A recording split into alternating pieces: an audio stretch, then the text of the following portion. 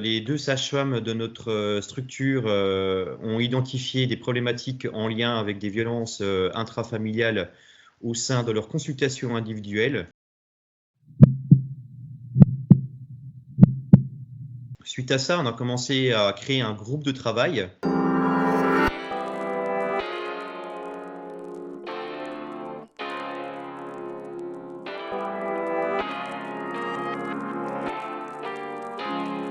Le contact a été pris déjà en interne avec 2 médecins généralistes qui ont voulu travailler avec nous, collaborer avec nous. Puis petit à petit, par le bouche à oreille, j'ai envie de dire, la psychologue de notre structure est venue travailler avec nous. Les 14 pharmacies de notre ville, Pontarlier, sont venues travailler avec nous.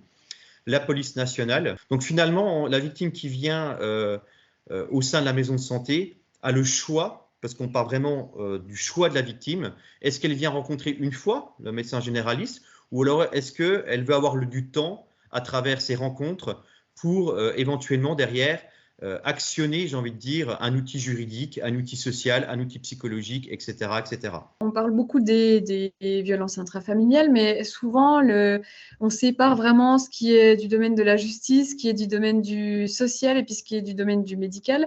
Et là, en fait, sur ce projet, ce qui est innovant, c'est que tout le monde travaille ensemble. Donc, c'est vraiment une approche globale. Et c'est en ça que c'est innovant. Et puis après, il y a ce côté aussi, on est formé pour, donc on est vraiment identifié sur le territoire.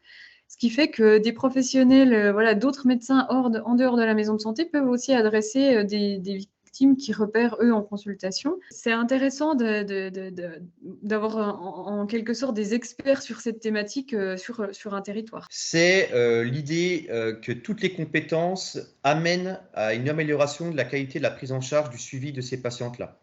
Je vais prendre un exemple très concret. Une victime de violence, elle a besoin déjà de s'exprimer, donc il y a l'aspect psychologique.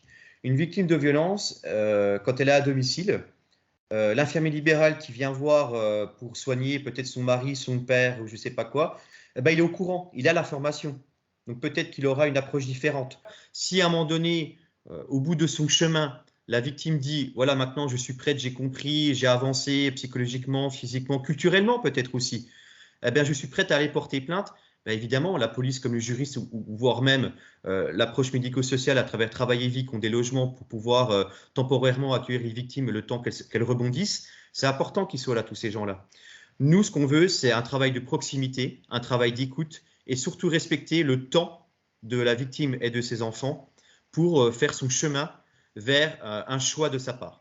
Ce qu'on voit, c'est que les victimes de violences intrafamiliales, elles se sentent plus en sécurité de venir dans un lieu de santé. En fait, la maison de santé est identifiée comme antenne sur cette thématique sur le territoire, ce qui veut dire que tous les professionnels, les acteurs de ce projet, y compris la police ou les acteurs du médico-social, les associations, peuvent venir au sein de la maison de santé pour rencontrer des victimes si c'est le médecin qui les sollicite.